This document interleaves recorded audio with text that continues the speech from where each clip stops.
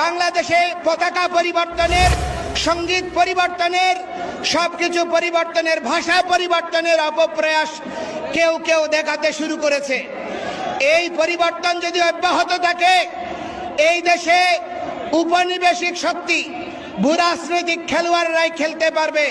আপনারা ফুটবল হবেন, আপনারা খেলোয়াড় হতে পারবেন না।